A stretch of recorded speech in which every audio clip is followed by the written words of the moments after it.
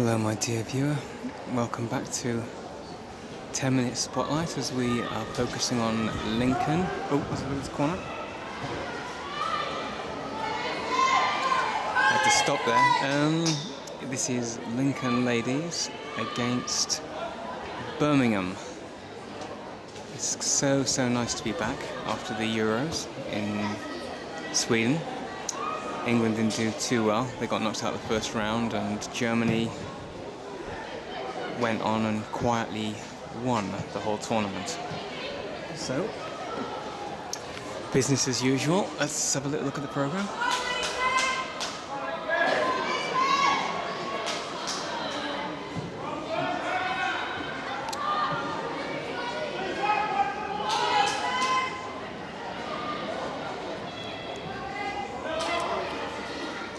This programme reminds me of a vinyl single that you used to be able to buy in the old days.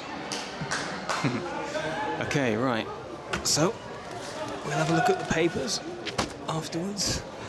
And what we'll do is we'll focus, as Birmingham are leading 2-0 at the moment. Let's focus for a few minutes on this WSL game. It's so nice to be back, so enjoy for a few minutes.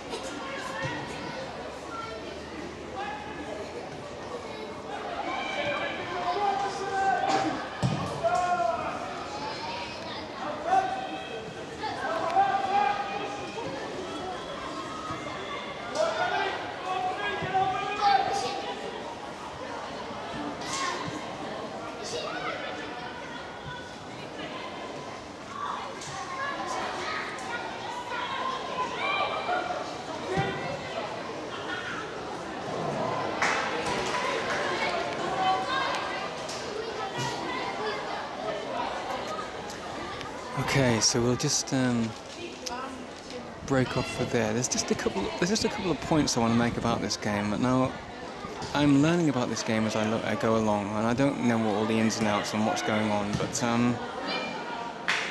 we just had the girl then, Rachel Williams, this girl here, and I don't know whether she was injured at all. But I was absolutely staggered when I found out that she wasn't going to Sweden in the Euros for England. I really was. I was absolutely flabbergasted. But like I said, I don't know whether Rachel was injured at all.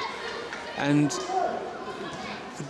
this girl here, Jo Potter, I was quite surprised also that she wasn't in the England side.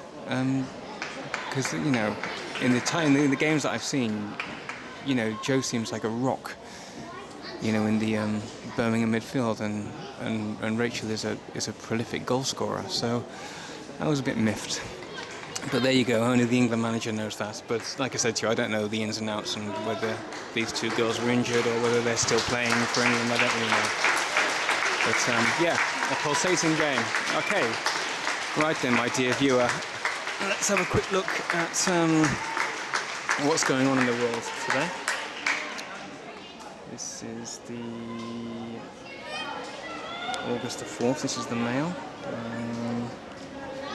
It's just been a day of Republican.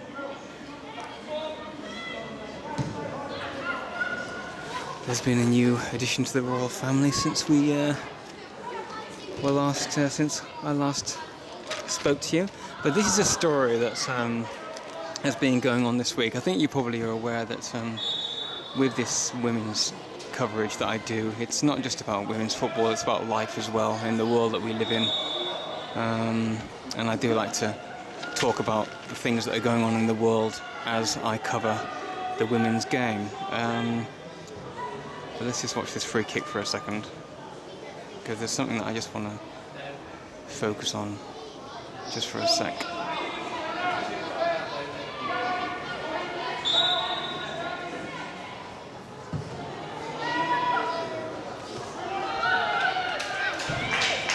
Goal kick. No, through the week, the headlines have been dominated by this horrendous story, which is a 4-year-old kid who was neglected, starved, and it seems beaten by the mother and stepfather. Now, you know, the story speaks for itself, and I don't really want to go too much into it, because after all, this is football. But would it be a fair thing for me to say, as a person, as an individual, as a guy, that there are just some parents in this world that shouldn't be parents? And I think parenthood should be a natural occurrence in life, not a forced one. I think if you're at a certain age and you feel that you're on the shelf or whatever, or you're not a parent yet, is it the best bet just to go out and get any mug to have a family with? Because I think that is just a recipe for disaster. Maybe not everyone was meant to be a parent, I don't really know. But that's just something that I just wanted to touch on and just say, you know, as a human being, because you know, it is a horrendous headline. And the really sad thing is that I'm sure it's not the only, you know, I'm sure that it goes on a lot more than what one thinks, I'd say.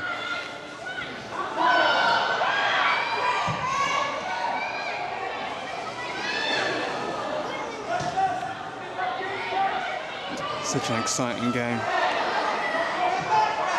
Okay, back page. After talking about that story, does it really relevant? Really?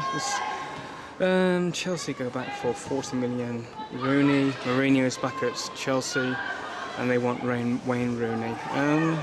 After the headline I just talked about, you know, does anyone really care about this? The money in the men's game is ridiculous. I think the men's game died a long time ago. They're negotiating £100 million, Real Madrid, after I can't even think of his name. Gareth Bale of Tottenham. 100 million is a player in the world worth that much money. Why can't they put some of that money into this game? It would sure help. But you know, I don't really want to get too started on the greed and You know, it seems like these days is that players are bigger than the clubs these days. They can dangle a carrot in front of the nose of the club and say, I'm in charge of the club. In the long run, they're not bigger than the club, but I think for the moment, unfortunately, a player in the men's game is bigger than the club, which is disgusting and ridiculous. And I don't know what's going on with Suarez with Liverpool. I think, to be honest with you, once upon a time, with the way he's behaved, I think there would have been clubs that would have kicked him out a long time ago. But nope, he seems to be in charge of all the situation, and Liverpool are desperate for him to stay, despite letting the club down and, you know, being seemingly very ungrateful for the support that he has. But that's a man footballer these days, and this is the reason why I go in and focus on this game. Organic, raw, it's been going on for a long time, but it doesn't get half the recognition it deserves. If you notice that when players go down, they get back up again straight away. They don't roll around and con the ref and etc, etc. And I am pretty sure the powers that be, I'm not going to mention any names, have the money and the fundings to put a lot more money into this game. And I think you know who I'm talking about. But there you go. It's amazing that these clubs can throw lots and lots of money at young players, give them nice flash cars and, you know, four-wheel drives, and they don't even make the first team. But there you go. It's so unjustified, the money in football. Why can't more money go into this? Okay, there's my little bugbear.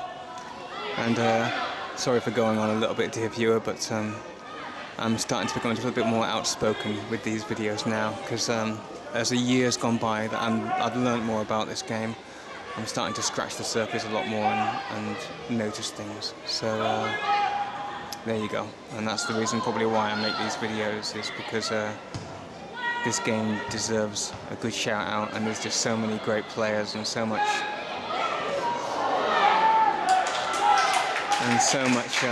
potential in this sport, and hence why I do these videos. I hope the young lady over there is okay.